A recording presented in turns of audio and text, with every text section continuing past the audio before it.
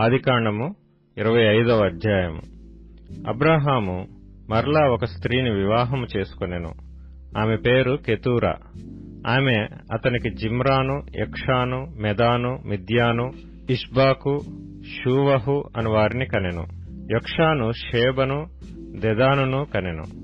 అషూరీయులు, లెతూషీయులు, లెయుమీయులు అనువారు ఆ Dedan సంతతివారు. ఏయిఫా, ఏఫెరు, హనోకు, Abida, Eldaah అనువారు ఆ మిద్యాను సంతతివారు. వీరందరూ కెతూరా సంతతివారు. అబ్రాహాము తనకు కలిగినది యావత్తు ఇస్సాకుకిచ్చెను. అబ్రాహాము తన ఉపపత్నుల కుమారులకు బహుమానములిచ్చి తాను సజీవుడై ఉండగానే తన కుమారుడగు ఇస్సాకు నొద్ద నుండి తూర్పు తట్టుగా తూర్పు దేశమునకు వారిని పంపివేశెను. అబ్రాహాము బ్రతికిన సంవత్సరములు 175. అబ్రాహాము నిండు వృద్ధాప్యమునకు వచ్చినవాడై మంచి ముసలితనమున ప్రాణము విడిచి మృతి పొంది తన పితరుల యొద్దకు చేర్చబడెను. హిత్తీయుడైన సోహరు కుమారుడగు ఎఫ్రోను పొలమందలి మక్పేలా గుహలో అతని కుమారులగు ఇస్సాకును, ఇష్మాయేలును అతనిని పాతిపెట్టిరి. అది మమ్రే ఎదుటనున్నది. అబ్రాహాము హేతు కుమారుల యొద్ద కొనిన పొలములోనే అబ్రాహామును అతని భార్య అయిన శారాయును పాతిపెట్టబడిరి. అబ్రాహాము మృతి పొందిన తరువాత దేవుడు అతని కుమారుడగు ఇస్సాకును ఆశీర్వదించెను. అప్పుడు ఇస్సాకు బెయేర్ లహోయిరోయి దగ్గర కాపురముండెను. ఐగుప్తీయురాలును శారాదాసీయునైన హాగరు అబ్రాహామునకు కనిన అబ్రాహాము కుమారుడగు ఇష్మాయేలు వంశావళి ఇదే.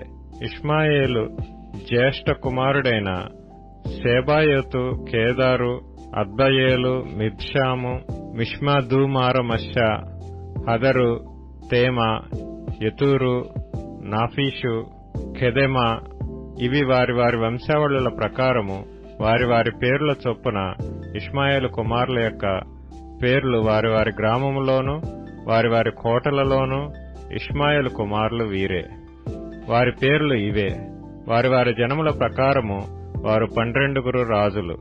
ఇష్మాయేలు బ్రతికిన సంవత్సరములు 137. అప్పుడు అతడు ప్రాణము విడిచి మృతి పొంది తన పితరుల యొద్దకు చేర్చబడెను. వారు అషూరునకు వెళ్ళు మార్గమున హవీలా మొదలుకొని ఐగుప్తు ఎదుటనున్న షూరు వరకు నివసించువారు.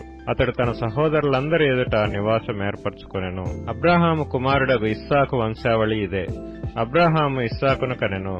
ఇస్సాకు పద్దనరాములో నివసించు సిరియావాడైన బెతూయేలు కుమార్తెను, సిరియావాడైన లాబాను సహోదరియునైన రిబ్కాను పెళ్లి చేసుకున్నప్పుడు 40 సంవత్సరముల వాడు.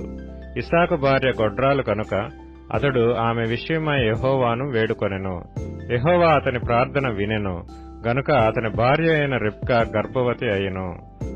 ఆమె గర్భంలో శిశువులు ఒకరితోనొకడు పెనుగులాడిరి గనుక ఆమె ఇలాగైతే నేను బ్రతుకుట ఎందుకని అనుకొని ఈ విషయమై యెహోవాను అడగవెళ్ళెను. అప్పుడు యెహోవా ఆమెతో నిట్లనెను, 2 జనములు నీ గర్భంలో కలవు, 2 జనపదములు నీ కడుపులో నుండి ప్రత్యేకముగా వచ్చును. ఒక జనపదం కంటే ఒక జనపదము బలిష్టమై ఇండును. పెద్దవాడు చిన్నవానికి దాసుడగును అనెను. ఆమె ప్రసూతి కావలసిన దినములు నిండినప్పుడు ఆమె గర్భమందు కవలవారు ఉండిరి. మొదటివాడు ఎర్రనివాడిగా బయటికి వచ్చెను. అతని ఒళ్లంతయు రోమ వస్త్రం వలె నుండెను గనుక అతనికి ఏశావు అని పేరు పెట్టిరి. తరువాత అతని సహోదరుడు బయటకు వచ్చినప్పుడు అతని చెయ్యి ఏశావు మడిమను పట్టుకుని ఉండెను గనుక అతనికి యాకోబు అని పేరు పెట్టబడెను. ఆమె వారిని కనినప్పుడు ఇస్సాకు 60 ఏండ్లవాడు. ఆ చిన్నవారు ఎదిగినప్పుడు ఏశావు వేటాడుటయందు నేర్పరి అయి అరణ్యవాసిగా నుండెను. యాకోబు సాధువై గుడారములలో నివసించుచుండెను. ఇస్సాకు ఏశావు తెచ్చిన వేట మాంసమును తినుచుండెను గనుక అతని ప్రేమించెను. రిబ్కా యాకోబును ప్రేమించెను. ఒకనాడు యాకోబు కలగూర వంటకము వండుకొనుచుండగా ఏశావు అలసినవాడై పొలములో నుండి వచ్చి, నేను అలసియున్నాను, ఆ ఎర్రగానున్న దానిలో కొంచెము దయచేసి నాకు పెట్టుమని అడిగెను. అందుచేత అతని పేరు ఎదోము అనబడెను. అందుకు యాకోబు, నీ జ్యేష్ఠత్వం నేడు నాకిమ్మని అడగగా ఏశావు, నేను చావబోచున్నాను గదా, జ్యేష్ఠత్వము నాకెందుకు అనెను. యాకోబు, నేడు నాతో ప్రమాణం చేయమనెను. అతడు యాకోబుతో ప్రమాణం చేసి అతనికి జ్యేష్ఠత్వమును అమ్మివేయగా యాకోబు ఆహారమును చిక్కుడుకాయల వంటకమును ఏశావుకిచ్చెను. అతడు తిని త్రాగి లేచిపోయెను. అట్లు ఏశావు తన జ్యేష్ఠత్వమును తృణీకరించెను. ఆదికాండము 26వ అధ్యాయము. అబ్రాహాము దినములలో వచ్చిన మొదటి కరువు గాక మరొక కరువు ఆ దేశములో వచ్చెను. అప్పుడు ఇస్సాకు గెరారులోనున్న ఫిలిష్తీయుల రాజైన అబీమెలెకు నొద్దకు వెళ్ళెను. అక్కడ యెహోవా అతనికి ప్రత్యక్షమై, నీవు ఐగుప్తులోనికి వెళ్ళక నేను నీతో చెప్పు దేశమందు నివసించుము. ఈ దేశమందు పరవాసివై యుండుము. నేను నీకు తోడైయుండి నిన్ను ఆశీర్వదించెదను. ఏలయనగా నీకును నీ సంతానమునకును ఈ దేశములన్నీయు ఇచ్చి నీ తండ్రి అయిన అబ్రాహాముతో నేను చేసిన ప్రమాణము నెరవేర్చి ఆకాశ నక్షత్రముల వలె నీ సంతానమును విస్తరింపచేసి ఈ దేశములన్నీయు నీ సంతానమునకు ఇచ్చెదను. నీ సంతానము వలన సమస్త భూలోకములోని సమస్త జనులు ఆశీర్వదింపబడుదురు. ఎలయనగా అబ్రాహాము నా మాట విని నేను విధించిన దాని నా ఆజ్ఞలను, నా కట్టడలను, నా నియమములను గైకొనెనని చెప్పెను. ఇస్సాకు గెరారులో నివసించెను. ఆ చోటి మనుష్యులు అతని భార్యను చూచి ఆమె ఎవరని అడిగినప్పుడు అతడు ఆమె నా సహోదరి అని చెప్పెను. ఎందుకనగా రిబ్కా చక్కనిది గనుక ఈ చోటి మనుష్యులు ఆమె నిమిత్తము నన్ను చంపుదురేమో అనుకొని తన భార్య అని చెప్పుటకు భయపడెను. అక్కడ అతడు చాలా దినములుండిన తరువాత ఫిలిష్తీయుల రాజైన అబీమెలెకు కిటికీలో నుండి చూచినప్పుడు ఇస్సాకు తన భార్య అయిన రిబ్కాతో సరసమాడుట కనబడెను. అప్పుడు అబీమెలెకు ఇస్సాకును పిలిపించి, ఇదిగో ఆమె నీ భార్యయే, ఆమె నా సహోదరి అని ఎలా చెప్పితివని అడుగగా ఇస్సాకు ఆమెను బట్టి నేను చనిపోవుదనేమో అనుకొంటినని అతనితో చెప్పెను. అందుకు అబీమెలెకు, నీవు మాకు చేసిన ఈ పని ఏమి? ఈ జనులలో ఎవడైనా ఆమెతో నిర్భయముగా శయనించవచ్చునే? అప్పుడు నీవు మా మీదికి పాతకము తెచ్చిపెట్టువాడవు కదా అనెను. అబీమెలెకు, ఈ మనుష్యుని జోలికైనను ఇతని భార్య జోలికైనను వెళ్ళువాడు నిశ్చయముగా మరణశిక్ష పొందునని తన ప్రజలకందరికీ ఆజ్ఞాపింపగా ఇస్సాకు ఆ దేశమందున్న వాడై విత్తనము వేసి ఆ సంవత్సరము 100 ఫలము పొందెను. యెహోవా అతనిని ఆశీర్వదించెను గనుక ఆ మనుష్యుడు గొప్పవాడాయెను. అతడు మిక్కిలి గొప్పవాడగు వరకు క్రమక్రమముగా అభివృద్ధి పొందుచూ వచ్చెను. అతనికి గొర్రెల ఆస్తియు, గొడ్ల ఆస్తియు, దాసులు గొప్ప సమూహమును కలిగినందున ఫిలిష్తీయులు అతని యందు అసూయపడిరి. అతని తండ్రి అయిన అబ్రాహాము దినములలో అతని తండ్రి దాసులు త్రవ్విన బావులన్నిటినీ ఫిలిష్తీయులు మన్ను పోసి పూడ్చివేసిరి. అబీమెలెకు, నీవు మాకంటే బహు బలం గలవాడవు గనుక మా యొద్ద నుండి వెళ్లిపోమ్మని ఇస్సాకుతో చెప్పగా ఇస్సాకు అక్కడ నుండి వెళ్లి గెరారు లోయలో గుడారం వేసుకుని అక్కడ నివసించెను. అప్పుడు తన తండ్రి అయిన అబ్రాహాము దినములలో త్రవ్విన నీళ్ల బావులు ఇస్సాకు తిరిగి త్రవ్వించెను. ఏలయనగా అబ్రాహాము మృతి పొందిన తరువాత ఫిలిష్తీయులు వాటిని పూడ్చివేసిరి. అతడు తన తండ్రి వాటికి పెట్టిన పేళ్ల చొప్పున తిరిగి వాటికి పేళ్లు పెట్టెను. మరియు ఇస్సాకు దాసులు ఆ లోయలో త్రవ్వగా జలలు గల నీళ్ల బావి దొరికెను. అప్పుడు గెరారు కాపరులు ఇస్సాకు కాపరులతో జగడమాడి, ఈ నీరు మాదే అని చెప్పిరి గనుక వారు తనతో కలహించినందున అతడు ఆ బావికి ఏసెకు అని పేరు పెట్టెను. వారు మరియొక బావి త్రవ్వినప్పుడు దాని కొరకును జగడమాడిరి గనుక దానికి సిత్నా అని పేరు పెట్టెను. అతడు అక్కడి నుండి వెళ్లి మరియొక బావి త్రవ్వించెను. దాని విషయమై వారు జగడమాడలేదు గనుక అతడు, ఇప్పుడు యెహోవా మనకు ఎడమ కలుగజేసి ఉన్నాడు గనుక ఈ దేశమందు అభివృద్ధి పొందుదననుకొని దానికి రహెబోతు అని పేరు పెట్టెను. అక్కడి నుండి అతడు బెయేర్షెబాకు వెళ్ళెను.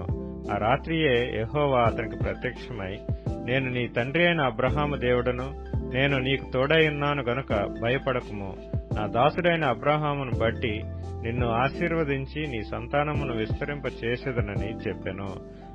అక్కడ అతడు ఒక బలిపీఠము కట్టి యెహోవా నామమున ప్రార్థన చేసి అక్కడ తన గుడారము వేసెను. అప్పుడు ఇస్సాకు దాసులు అక్కడ బావి త్రవ్విరి. అంతటా అబీమెలకును అతని స్నేహితుడైన అహుజతును అతని సేనాధిపతి అయిన ఫీకోలును గెరారు నుండి అతని యొద్దకు వచ్చిరి. ఇస్సాకు, మీరు నా మీద పగబట్టి మీ యొద్ద నుండి నన్ను పంపివేసిన తరువాత ఎందునిమిత్తం నా యొద్దకు వచ్చి ఉన్నారని వారిని అడగగా, వారు నిశ్చయముగా యెహోవా నీకు తోడైండుట చూచితిమి గనుక మనకు అనగా మాకును నీకును మధ్య ఒక ప్రమాణం ఉండవలననియు మేము నిన్ను ముట్టక నీకు మేలే తప్ప మరేమీయూ చేయక నిన్ను సమాధానంగా పంపివేసితిమి గనక నీవును మాకు కీడు చేయకుండానట్లు నీతో నిబంధన చేసుకుందుమనియు అనుకొంటిమి. ఇప్పుడు నీవు యెహోవా ఆశీర్వాదం పొందినవాడవనిరి. అతడు వారికి విందు చేయగా వారు అన్నపానములు పుచ్చుకొనిరి. తెల్లవారినప్పుడు వారు లేచి ఒకరితో ఒకడు ప్రమాణం చేసుకొనిరి. తర్వాత ఇస్సాకు వారిని సాగనంపగా వారు అతని యొద్ద నుండి సమాధానముగా వెళ్లిరి. ఆ దినమందే ఇస్సాకు దాసులు వచ్చి తాము త్రవ్విన బావిని గూర్చి అతనికి తెలియజేసి మాకు నీళ్లు కనబడినవని చెప్పిరి గనుక దానికి షేబా అని పేరు పెట్టెను. కాబట్టి నేటి వరకు ఆ ఊరి పేరు బెయేర్షెబా. ఏశావు 40 సంవత్సరముల వాడైనప్పుడు ఇత్తీయుడైన బెయేరీ కుమార్తెయగు యహూదీతును ఇత్తీయుడైన ఏలోను కుమార్తెయగు బాషెమతును పెండ్లి చేసుకొనెను. వీరు ఇస్సాకునకును రెబ్కాకును మనోవేదన కలుగు చేసిరి. ఆదికాండము 27వ అధ్యాయము. ఇస్సాకు వృద్ధుడై అతని కనులకు మందదృష్టి కలిగినప్పుడు అతడు తన పెద్ద కుమారుడైన ఏశావుతో, నా కుమారుడా అని అతన్ని పిలువగా, అతడు చిత్తము నాయనా అని అతనితో నెనెను. అప్పుడు ఇస్సాకు, ఇదిగో నేను వృద్ధుడను, నా మరణదినము నాకు తెలియదు, కాబట్టి నీవు దయచేసి నీ ఆయుధములైన నీ అంబుల పొదిని నీ విల్లును తీసుకుని అడవికి పోయి నా కొరకు వేటాడి మాంసము తెమ్ము. నేను చావక మునుపు నిన్ను నేను ఆశీర్వదించున్నట్లు నాకిష్టమైన రుచిగల భోజ్యములను సిద్ధపరిచి నేను తినుటకై నా యొద్దకు తెమ్మని చెప్పెను. ఇస్సాకు తన కుమారుడగు ఏశావుతో ఇట్లు చెప్పుచుండగా రెబ్కా వినుచుండెను. ఏశావు వేటాడి మాంసం తెచ్చుటకు అడవికి వెళ్లెను.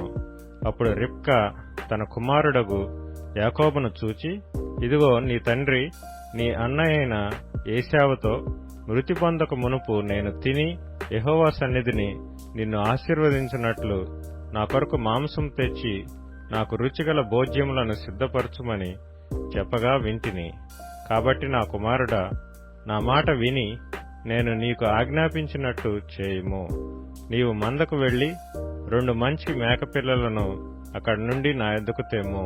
వాటితో నీ తండ్రికిష్టమైన రుచిగల భోజ్యములను అతనికి చేసెదను. నీ తండ్రి మృతి పొందక ముందు అతడు వాటిని తిని నిన్ను ఆశీర్వదించినట్లు నీవు వాటిని నీ తండ్రి వద్దకు తీసుకుని పోవాలనెను. అందుకు యాకోబు, నా సహోదరుడైన ఏశావు రోమము గలవాడు, నేను నున్నని వాడను గదా. ఒకవేళ నా తండ్రి నన్ను తడవి చూచును, అప్పుడు నేను అతని దృష్టికి వంచకుడనుగా తోచిన ఎడల నా మీదకి శాపమే గాని ఆశీర్వాదం తెచ్చుకొననని చెప్పెను. అయినను అతని తల్లి, నా కుమారుడా, ఆ శాపము నా మీదకి వచ్చునుగాక. నీవు నా మాట మాత్రం విని పోయి వాటిని నా యొద్దకు తీసుకొని రమ్మని చెప్పగా అతడు వెళ్లి వాటిని తన తల్లి యొద్దకు తీసుకుని వచ్చెను. అతని తల్లి అతని తండ్రికి ఇష్టమైన రుచిగల భోజ్యములను సిద్ధపరచెను.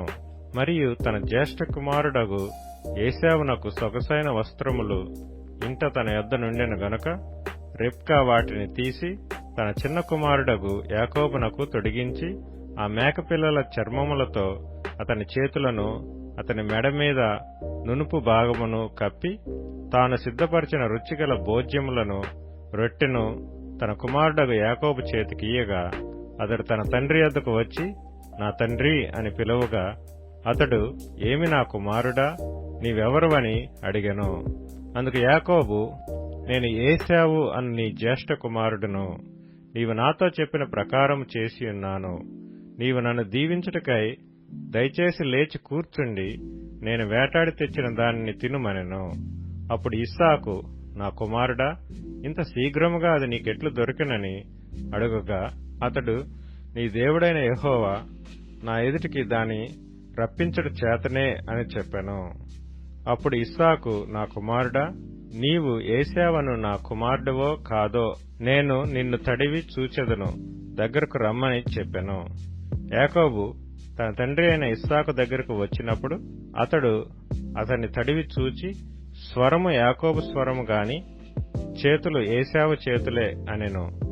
యాకోబు చేతులు అతని అన్నయ్యైన ఏశావు చేతుల వలె రోమము గలవైనందున ఇస్సాకు అతనిని గుర్తుపట్టలేక అతన్ని దీవించి, ఏశావు అను ఈ నా కుమారుడు నీవేనా అని అడగగా, యాకోబు నేనే అనెను. అంతటా అతడు, అది నా ఎద్దుకు తెమ్ము, నేను నిన్ను దీవించినట్లు నా కుమారుడు వేటాడి తెచ్చినది తిందునెను. అతడు తెచ్చినప్పుడు అతడు తినెను. ద్రాక్షారసం తేగ అతడు త్రాగెను. తరువాత అతని తండ్రి అయిన ఇస్సాకు, నా కుమారుడా, దగ్గరకు వచ్చి నన్ను ముద్దు పెట్టుకోమని అతనితో చెప్పెను. అతడు దగ్గరకు వచ్చి అతన్ని ముద్దు పెట్టుకొనెను. అప్పుడు అతడు అతని వస్త్రములను వాసన చూచి అతన్ని దీవించి ఇట్లనెను, ఇదిగో నా కుమారుని సువాసన యెహోవా దీవించిన చేని సువాసన వలె ఉన్నది. ఆకాశపు మంచును భూసారమును విస్తారమైన ధాన్యమును ద్రాక్షారసమును దేవుడు నీకు అనుగ్రహించుగాక. జనములు నీకు దాసులగుదురు, జనములు నీకు సాగిలపడుదురు. నీ బంధుజనులకు నీవు ఏలికవై ఉండుము. నీ తల్లి పుత్రులు నీకు సాగిలపడుదురు. నిన్ను శపించువారు శపించబడుదురు, నిన్ను దీవించువారు దీవించబడుదురుగాక. ఇస్సాకు యాకోబును దీవించుట అయిన తరువాత యాకోబు తన తండ్రి అయిన ఇస్సాకు ఎదుట నుండి బయలుదేరి వెళ్లిన తక్షణమే అతని సహోదరుడైన ఏశావు వేటాడి వచ్చెను. అతడును రుచిగల భోజ్యములను సిద్ధపరిచి తన తండ్రి వద్దకు తెచ్చి, నా తండ్రి నన్ను దీవించున్నట్లు లేచి నీ కుమారుడు వేటాడి తెచ్చిన దాన్ని తినుమని తన తండ్రితో నన్నెను.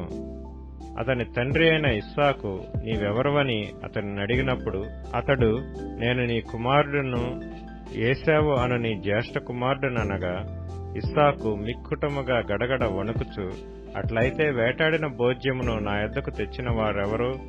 నీవు రాకమునుపు నేను వాటన్నిటిలో తిని అతనిని నిజముగా దీవించి తిని, అతడు దీవింపబడినవాడే అనెను.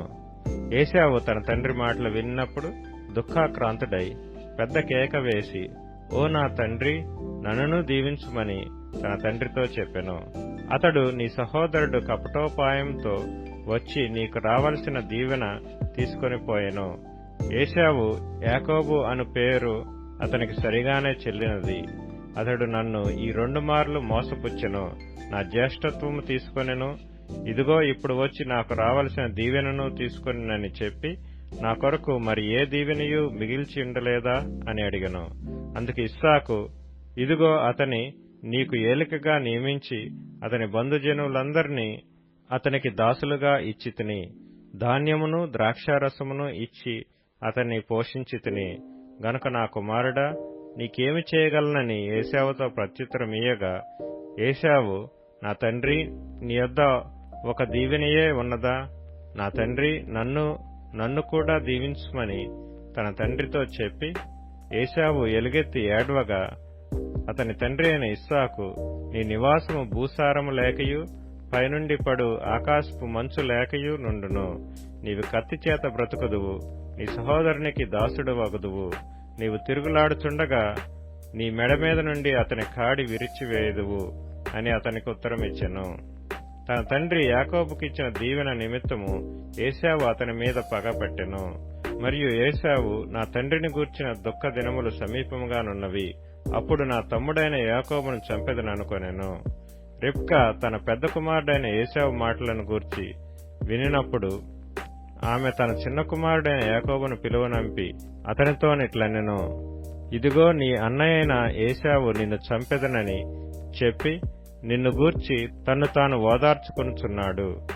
కాబట్టి నా కుమారుడా, నీవు నా మాట విని లేచి హారానులోనున్న నా సహోదరుడగు లాబాను నొద్దకు పారిపోయి నీ అన్న కోపం చల్లారు వరకు, నీ అన్న కోపము నీ మీద నుండి తొలగి నీవు అతనికి చేసిన వాటిని అతడు మరచు వరకు లాబాను నొద్ద కొన్నాళ్లు ఉండుము. అప్పుడు నేను అక్కడ నుండి నిన్ను పిలిపించెదను. ఒక్కనాడే మీ ఇద్దరిని నేను పోగొట్టుకొనేలా అనెను. మరియు రిబ్కా ఇస్సాకుతో, హేతు కుమార్తెల వలన నా ప్రాణము విసికినది. ఈ దేశస్థురాండ్రైన హేతు కుమారులలో వీరి వంటి ఒకదానిని యాకోబు పెళ్లి చేసుకున్న ఎడల నా బ్రతుకు వలన నాకేమి ప్రయోజనమనెను. మత్తయి సువార్త 9వ అధ్యాయం. తర్వాత ఆయన దోణ ఎక్కి సముద్రము దాటి తన పట్టణములో ప్రవేశింపగా, ఇదిగో జనులు పక్షవాయువుతో మంచము పట్టియున్న యొకని ఆయన యొద్దకు తీసుకుని వచ్చిరి. యేసు వారి విశ్వాసము చూచి, కుమారుడా, ధైర్యముగా ఉండుము, నీ పాపములు క్షమింపబడియున్నవని పక్షవాయువు గల వానితో చెప్పెను. ఇదిగో శాస్త్రులలో కొందరు ఇతడు దేవదూషణ చేయుచున్నాడని తమలో తాము అనుకొనగా, యేసు వారి తలంపులు గ్రహించి, మీరెందుకు మీ హృదయములలో దురాలోచనలు చేయుచున్నారు? నీ పాపములు క్షమింపబడియున్నవని చెప్పుట సులభమా? లేచి నడువుమని చెప్పుట సులభమా?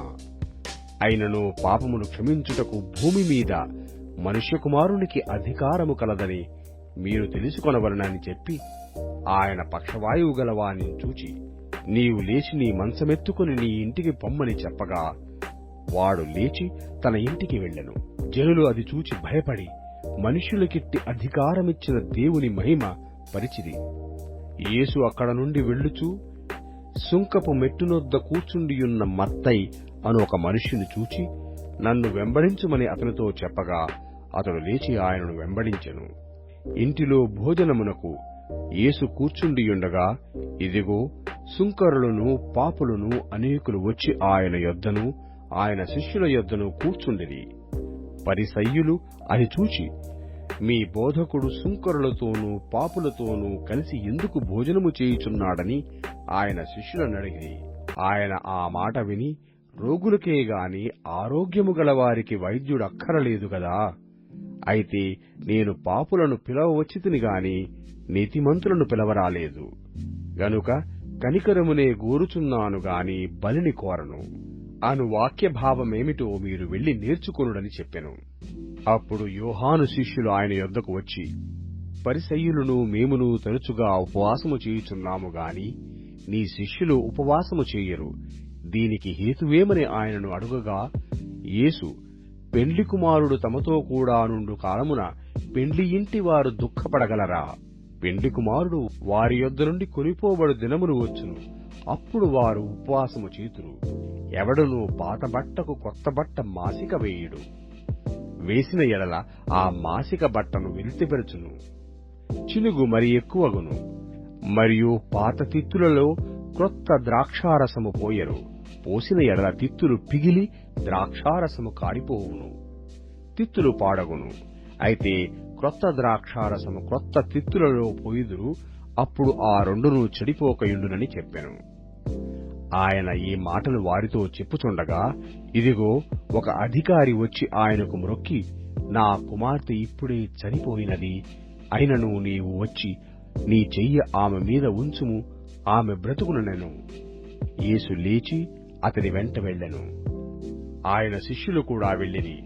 ఆ సమయమున ఇదిగో 12 సంవత్సరముల నుండి రక్తస్రావ రోగము గల ఒక స్త్రీ, నేను ఆయన పై వస్త్రము మాత్రము ముట్టితే బాగుపడుదునని తనలో తాను అనుకుని ఆయన వెనకకు వచ్చి ఆయన వస్త్రపు చెంగు ముట్టెను. యేసు వెనకకు తిరిగి ఆమెను చూచి, కుమారి, ధైర్యముగా ఉండుము, నీ విశ్వాసము నిన్ను బాగుపరచెనని చెప్పగా, ఆ గడియ నుండి ఆ స్త్రీ బాగుపడెను. అంతలో యేసు ఆ అధికారి ఇంటికి వచ్చి, పిల్లల గ్రోవులు వాయించు వారిని గొల్లు చేయుచుండు జనసమూహమును చూచి, స్థలమియ్యుడి, ఈ చిన్నది నిద్రించుచున్నదే గాని చనిపోలేదని వారితో చెప్పగా, వారాయనను అపహసించిరి. జనసమూహమును పంపివేసి ఆయన లోపలికి వెళ్లి ఆమె చెయ్య పట్టుకొనగానే ఆ చిన్నది లేచెను. ఈ సమాచారము ఆ దేశమంతటను వ్యాపించెను. యేసు అక్కడ నుండి వెళ్ళుచుండగా 2 గ్రుడ్డివారు ఆయన వెంట వచ్చి, దావీదు కుమారుడా, మమ్మును కనుకరించుమని కేకలు వేసిరి. ఆయన ఎంట ప్రవేశించిన తర్వాత ఆ గ్రుడ్డివారు ఆయన యొద్దకు వచ్చిరి. యేసు, నేను ఇది చేయగలనని మీరు నమ్ముచున్నారా అని వారినడుగగా, వారు, నమ్ముచున్నాము ప్రభువా అని ఆయనతో చెప్పిరి. అప్పుడు ఆయన వారి కన్నులు ముట్టి, మీ నమ్మిక చొప్పున మీకు కలుగుగాక అని చెప్పినంతలో వారి కన్నులు తెరవబడెను. అప్పుడు యేసు, ఇది ఎవరికినీ తెలియకుండా చూచుకొనుడని వారికి ఖండితముగా ఆజ్ఞాపించెను. అయినను వారు వెళ్లి ఆ దేశమంతటా ఆయన కీర్తి ప్రచురము చేసిరి. యేసును ఆయన శిష్యులను వెళ్ళుచుండగా కొందరు దయ్యము పట్టిన యొక్క మూగవాని ఆయన యొద్దకు తీసుకుని వచ్చిరి. దయ్యము వెళ్లగొట్టబడిన తర్వాత ఆ మూగవాడు మాటలాడగా జనసమూహములు ఆశ్చర్యపడి, ఇజ్రాయేలులో ఈలాగు ఎన్నడూనూ కనబడలేదని చెప్పుకొనిరి. అయితే పరిసయ్యులు, ఇతడు దయ్యముల అధిపతి వలన దయ్యములను వెళ్లగొట్టుచున్నాడని చెప్పి, యేసు వారి సమాజ మందిరములలో బోధించుచు రాజ్యసువార్త ప్రకటించుచు ప్రతి విధమైన రోగమును ప్రతి విధమైన వ్యాధిని స్వస్థపరచుచు సమస్త పట్టణములయందును గ్రామములయందును సంచారము చేసెను. ఆయన సమూహములను చూచి వారు కాపరిలేని గొర్రెల వలె విసిరి చెదిరియున్నందున వారి మీద కనికరపడి, కోత విస్తారమే గాని పనివారు కొద్దిగా ఉన్నారు గనుక తన కోతకు పనివారిని పంపుమని కోత యజమానుని వేడుకొనుడని తన శిష్యులతో చెప్పెను.